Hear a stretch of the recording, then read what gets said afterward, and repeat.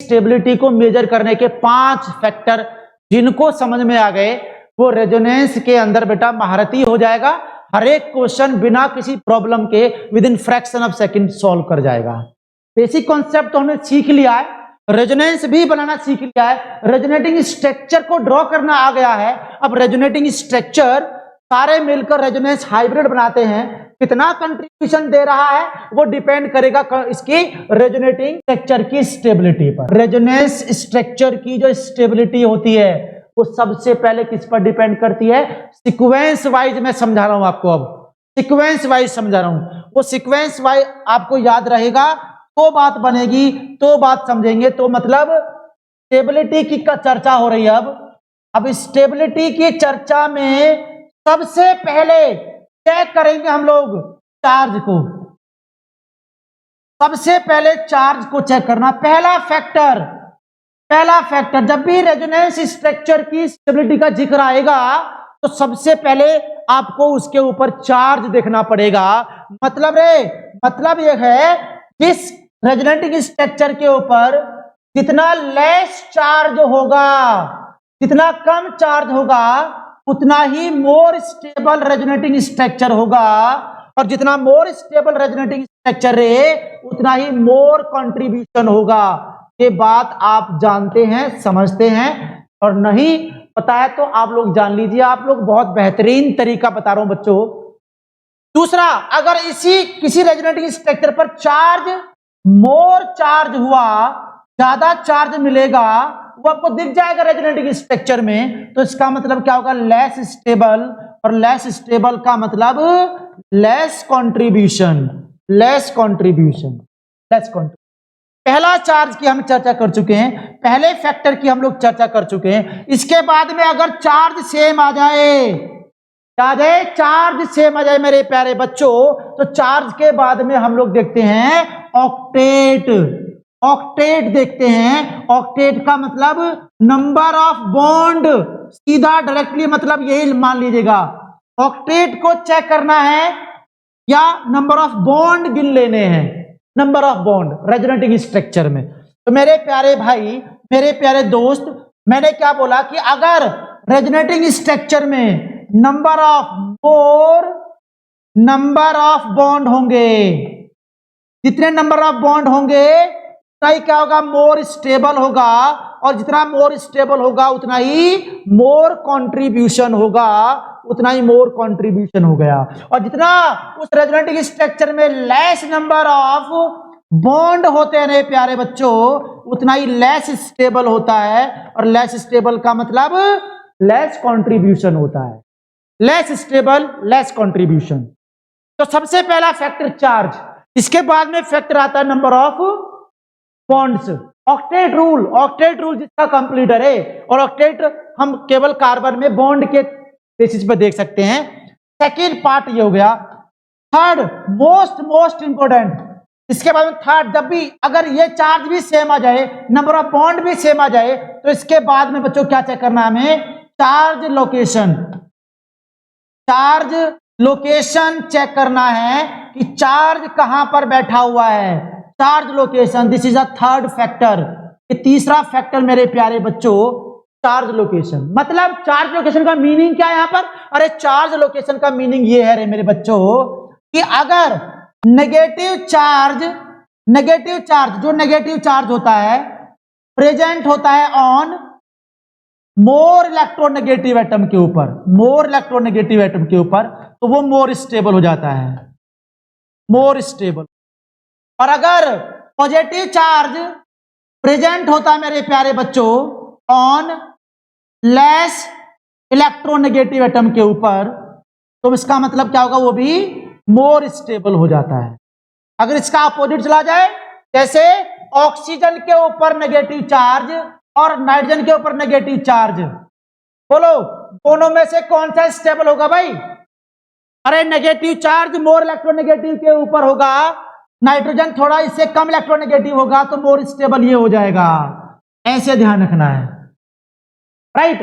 तो हमने चार्ज का लोकेशन, चार्ज एक्चुअल में कहां पड़ा हुआ है उसको देखकर उसकी स्टेबिलिटी चेक कर ली, और स्टेबिलिटी जैसे चेक होगी तो उसका कंट्रीब्यूशन हम लोग एकदम डायरेक्टली बता सकते हैं कि भैया इसमें रेजोनेंस हाइब्रिड में इतना कंट्रीब्यूशन हो रहा है, इतना कंट्रीब्यूशन हो रहा है। अगर चार्ज की लोकेशन भी अगर सेम आ गई तो क्या करना है मेरे प्यारे बच्चों, इसके बाद में फोर्थ फैक्टर लगाना है, this is called charge separation. Charge separation देखना, फिर तो हमें चार्ज सेपरेशन, तो हमें नेगेटिव पॉजिटिव चार्ज का separation, this is the fourth factor, चौथा फैक्टर ध्यान रखना है। अब फोर्थ फैक्टर क्या कहता है, फोर्थ फैक्टर बात करें हम लोग, लाइक चार्ज जो होते हैं बच्चों, लाइक चार्ज का मतलब negative negative, positive positive. Like charge far away होने चाहिए, एक दूसरे से दूर होंगे तो क्या होगा, स्टेबल होगा, ध्यान रखना मेरे बच्चों। और अगर अनलाइक चार्ज जो होते हैं, अनलाइक का मतलब प्लस माइनस, अनलाइक चार्ज मेरे प्यारे बच्चों नियर होते हैं, नियर टू ईच अदर, तो भी वो होगा स्टेबल, इसका अपोजिट आ जाए तो अनस्टेबल कैटेगरी में चला जाएगा। ये बात आप बिल्कुल क्लियरली समझ चुके हैं। इसमें आप किसी भी रेजोनेटिंग स्ट्रक्चर की स्टेबिलिटी मेजर करेंगे, क्यों? क्योंकि रेजोनेंस हाइब्रिड में कंट्रीब्यूशन देखना रे, कंट्रीब्यूशन रेजोनेंस हाइब्रिड में जो बहुत सारे मॉलिक्यूल के स्ट्रक्चर ड्रॉ करे थे, उन तीन सबका करेक्टर थोड़ा थोड़ा ले लेकर हम एक नया स्ट्रक्चर ड्रॉ करते हैं, this is called resonance hybrid, जो रियल तो नहीं है, रियल के नजदीक होता है, रियल से मैच करता थोड़ा बहुत, राइट। तो इसका मतलब हमें उसकी रेजोनेटिंग स्ट्रक्चर की स्टेबिलिटी मेजर करनी पड़ेगी। सबसे पहले charge, less charge more stable, मोर चार्ज अनस्टेबल। इसके बाद में क्या देखना, अगर वो बराबर मिल जाए, सेम मिले रेजोनेटिंग स्ट्रक्चर में, फिर देखना है नंबर ऑफ बॉन्ड गिनने हैं। नंबर ऑफ बॉन्ड गिनने के बाद में उसके बाद में देखना है charge location. Number of bond का मतलब ज्यादा नंबर होंगे मोर स्टेबल, कम नंबर होंगे बॉन्ड के कम स्टेबल। इसके बाद में अगर ये भी सेम हो जाए तो चार्ज का location, negative charge more electronegative, positive charge less electronegative, stable होता है। और अगर ये भी सेम हो जाए तो चार्ज का सेपरेशन, और अगर ये भी हो जाए फेल बच्चों, प्यारे दोस्तों, तो इसके बाद में क्या करें, हमने एक फैक्टर लगाना है स्टेबिलिटी, लास्ट में स्टेबिलिटी ऑफ रिएक्शन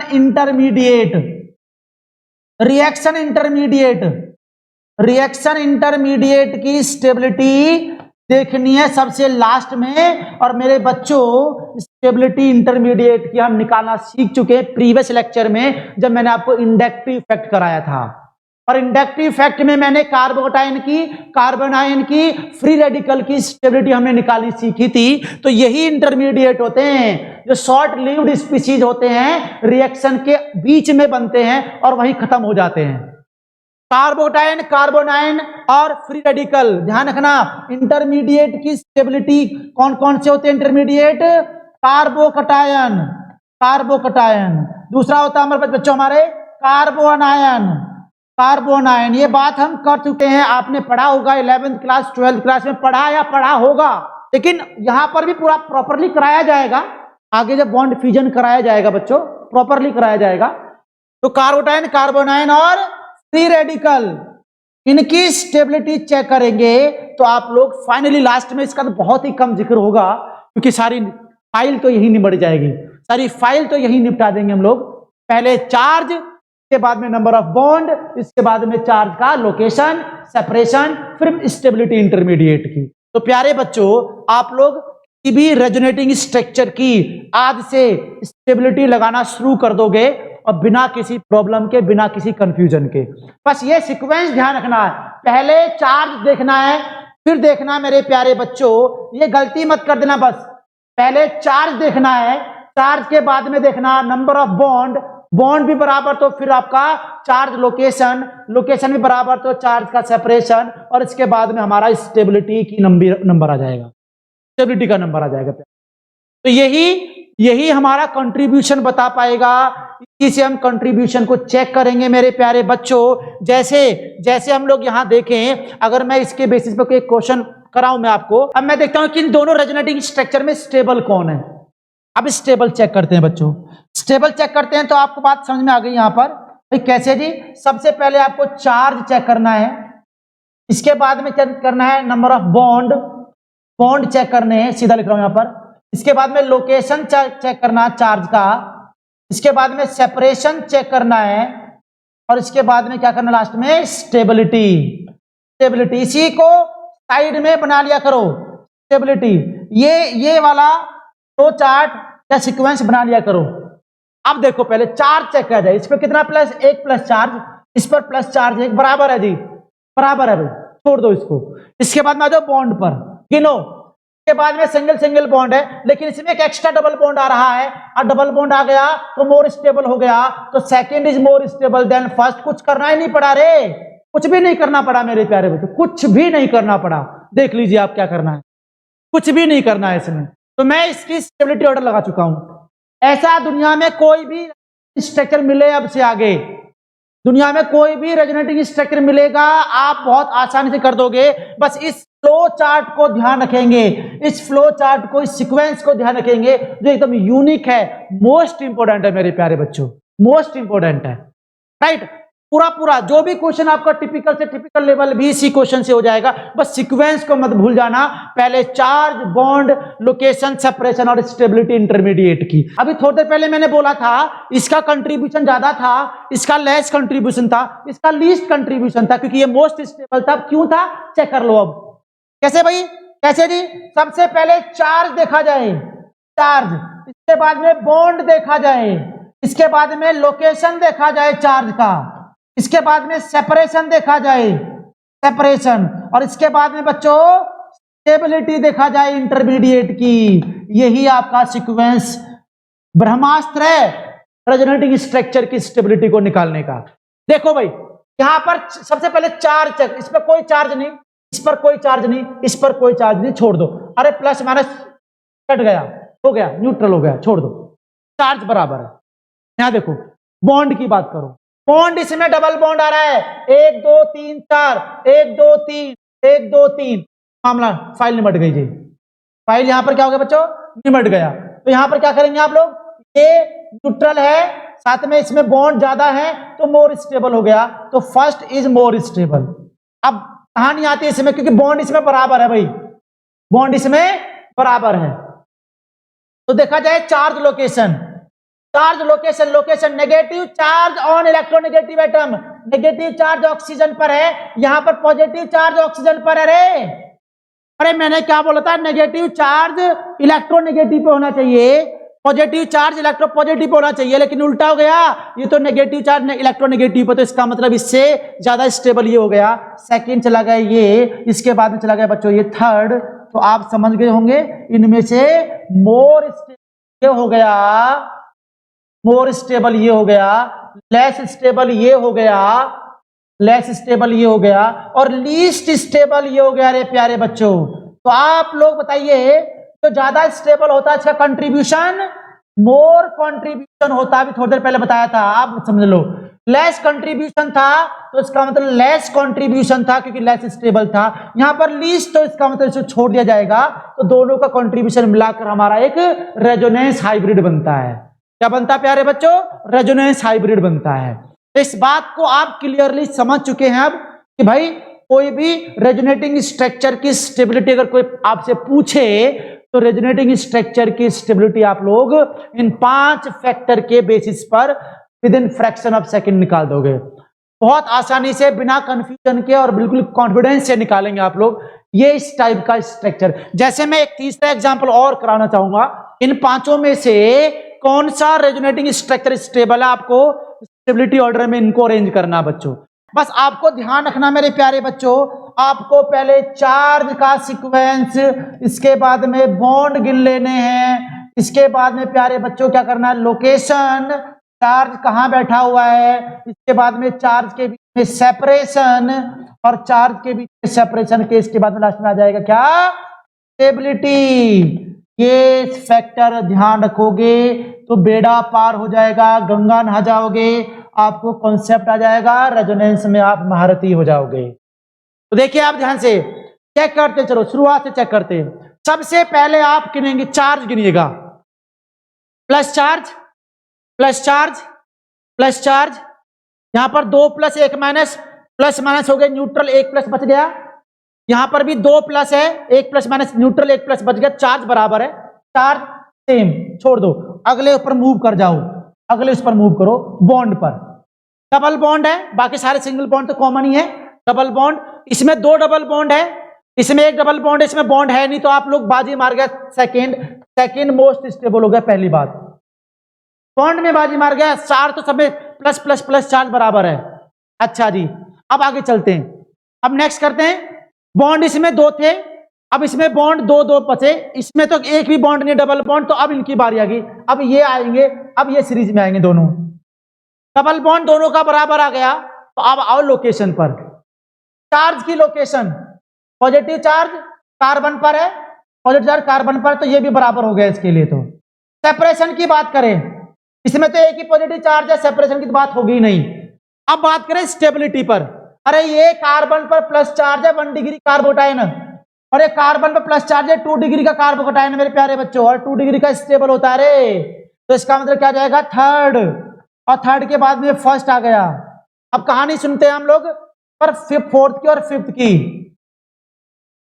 तो फोर्थ और फिफ्थ में देखिएगा, चार्ज बराबर, बॉन्ड बराबर, लोकेशन भी बराबर, सेपरेशन देखिएगा, अरे लाइक चार्ज फार अवे होने चाहिए, यहां पर like charge plus plus charge नजदीक है, यहां पर लाइक चार्ज प्लस चार्ज दोनों के बीच में नेगेटिव चार्ज है, तो इसका मतलब इसके बाद में कौन आ गया, इसके बाद में स्टेबल कौन बचा रहे बच्चों, फिफ्थ बच गया, और इसके बाद में बच गया फोर्थ।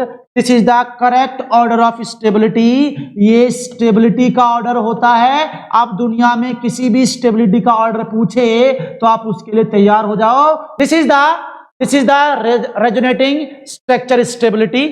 चार्ज 5 मेथड है, 5 फैक्टर हैं जिनके हेल्प से आप लोग रेजोनेटिंग स्ट्रक्चर की बात करेंगे, चर्चा करेंगे, और उसके साथ में क्वेश्चन भी सॉल्व करेंगे, जैसा कि आप कर पा रहे हैं, कॉन्फिडेंस आपको आ चुका है। हम लोग रेजोनेंस जब कंप्लीट कर चुके होंगे, सारे कंपटीशन के क्वेश्चन आपके सामने होंगे, सारे क्वेश्चन आपको सॉल्व कराए जाएंगे, एक एक क्वेश्चन कराया जाएगा, बहुत सारे क्वेश्चन मैं आपकी प्रैक्टिस कराऊंगा। और हमने देखा था बच्चों कि जो ज्यादा स्टेबल होगा उसमें कंट्रीब्यूशन ज्यादा होगा, और जिसमें कंट्रीब्यूशन जो अनस्टेबल होगा उसमें कंट्रीब्यूशन कम होगा। ठीक है, हम बात समझ गए थे।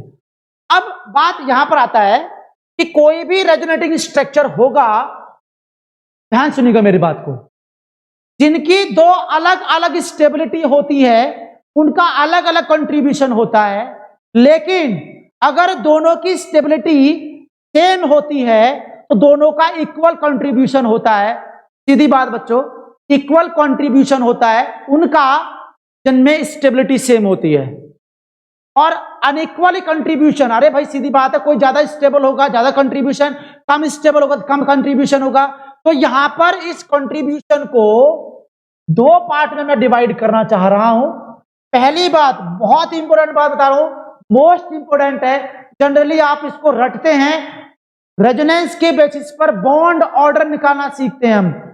एक्चुअल में जब केमिकल बॉन्ड पढ़ते हैं आप लोग तो एमओटी थ्योरी के अकॉर्डिंग हम बॉन्ड ऑर्डर निकालते हैं, बॉन्ड ऑर्डर निकालते हैं बच्चों, लेकिन उनके लिए निकालते हैं इनऑर्गेनिक स्पीसीज के लिए, जिसमें 20 इलेक्ट्रॉन्स होते हैं, और 20 इलेक्ट्रॉन से ज्यादा आ जाए रेजोनेंस, ऑर्गेनिक कंपाउंड में बॉन्ड ऑर्डर पूछ लेता है तो वो रेजोनेंस की हेल्प लेनी पड़ती है। आज पता चलेगा आप ऑर्गेनिक कंपाउंड में बॉन्ड ऑर्डर कैसे निकाल सकते हैं। ऑर्गेनिक कंपाउंड में बॉन्ड ऑर्डर निकालने का फॉर्मूला रटा होगा, रट्टाफिकेशन लगाया होगा, आज जान लीजिए आप लोग कैसे हम लोग बॉन्ड ऑर्डर निकालते हैं, और आपको बिना रटे हुए किसी भी क्वेश्चन का फटाफट से आंसर कैसे देना है वो जरा देखिएगा। इक्वल कंट्रीब्यूशन यार तभी तो होगा, अरे जब उनकी स्टेबिलिटी सेम होगी भाई। तो ये बात तो बिल्कुल क्लियर है, बिल्कुल पानी की तरह क्लियर है कि जिन रेजोनेटिंग स्ट्रक्चर की स्टेबिलिटी बराबर होगी भाई उनका कंट्रीब्यूशन भी इक्वल होगा।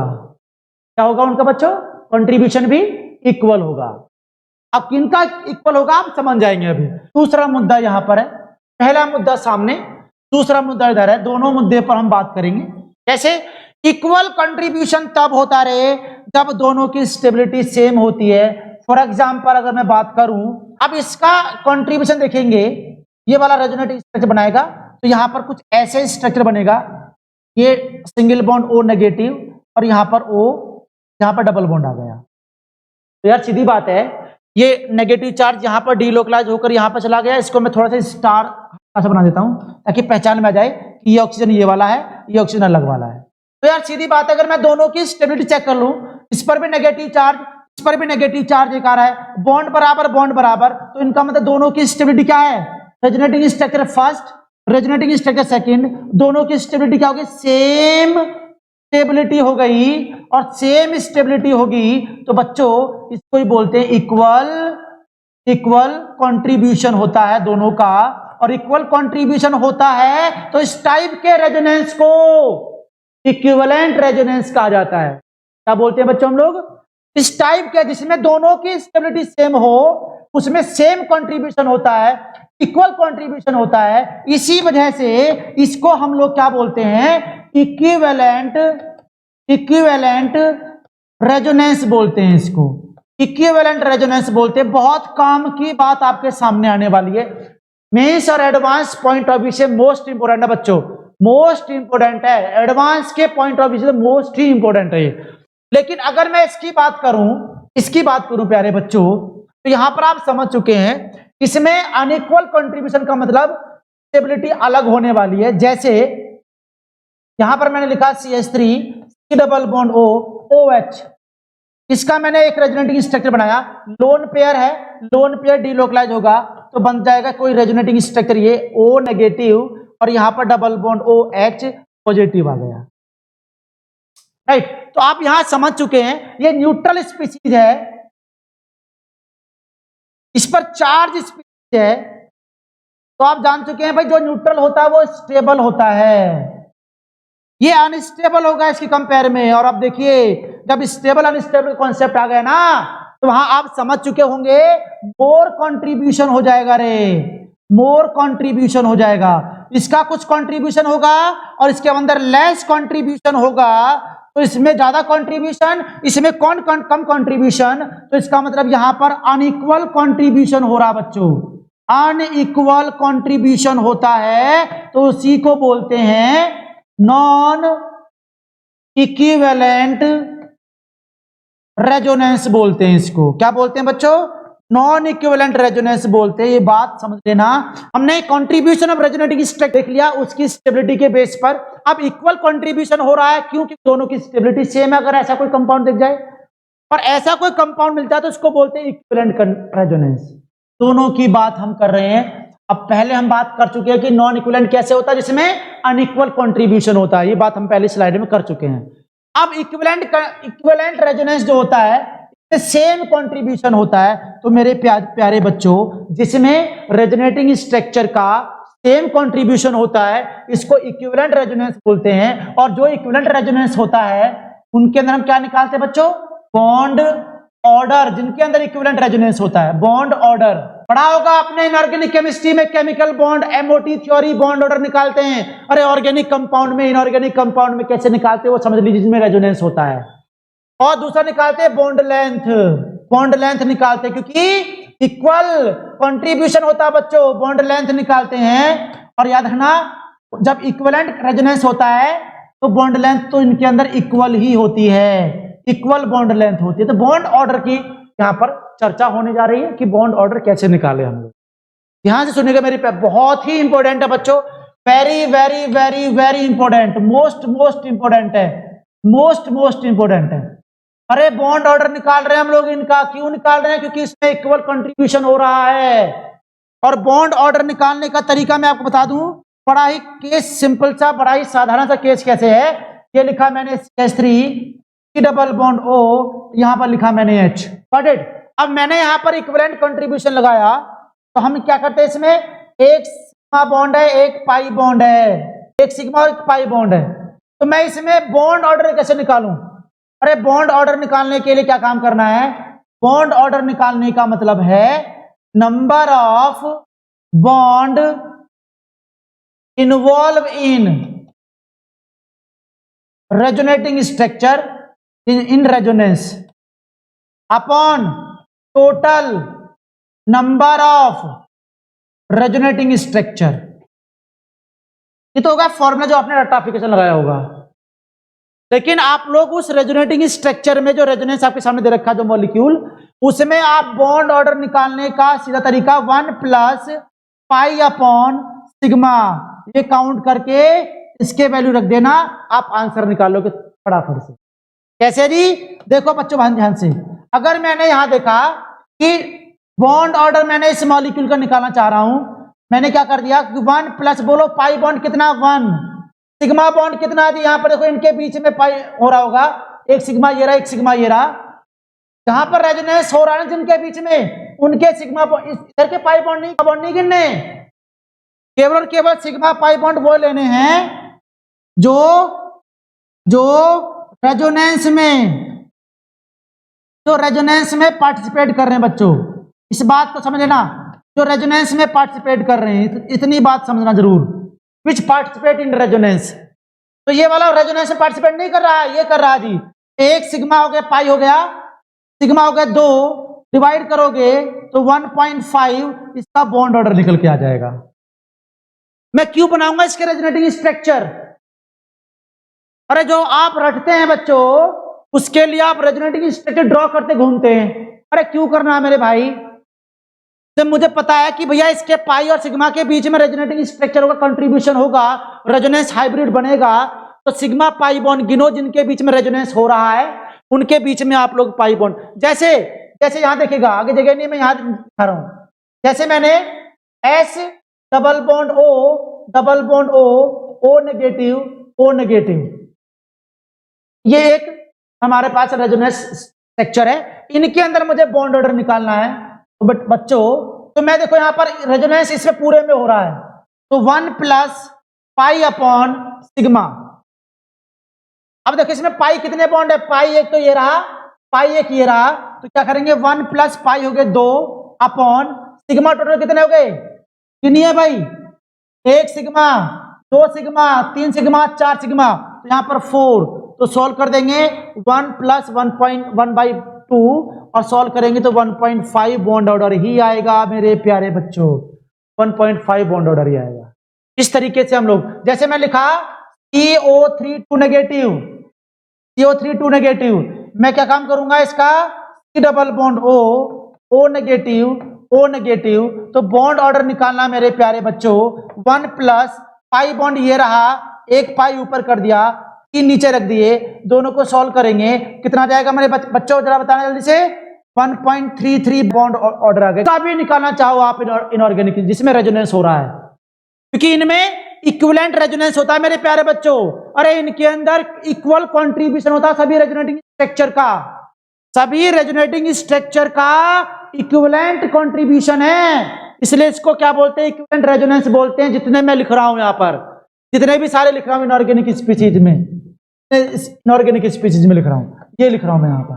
तो हमने ध्यान रखना है कि हमें इक्विवेलेंट रेजोनेंस के अंदर हम केवल क्या निकालते हैं, बॉन्ड ऑर्डर निकाल सकते हैं, ऐसे इसमें नहीं निकाल सकते कि यहां पर तो अनइक्वल कंट्रीब्यूशन होता है।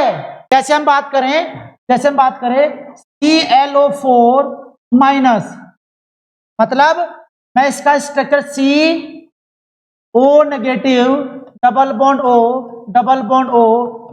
O, मैं इसका स्ट्रक्चर ड्रॉ करना चाह रहा हूं, इसका बॉन्ड ऑर्डर निकालना चाह रहा हूं, तो बॉन्ड ऑर्डर बराबर आ जाएगा, ये सारे रेजोनेटिंग स्ट्रक्चर शो करेंगे 1 प्लस पाई बाई सिग्मा, इसमें क्या जाएगा 1 प्लस पाई कितने बोलो, 1 पाई 2 पाई 3 पाई, पाई ऊपर रख दो, टोटल कितने हो गए, 1 सिग्मा 2 सिग्मा 3 और 4, यहां पर क्या कर देंगे 3 पाई 1 सिग्मा, तो सॉल्व करने पर जो आंसर आएगा 1.75 समथिंग कुछ आएगा।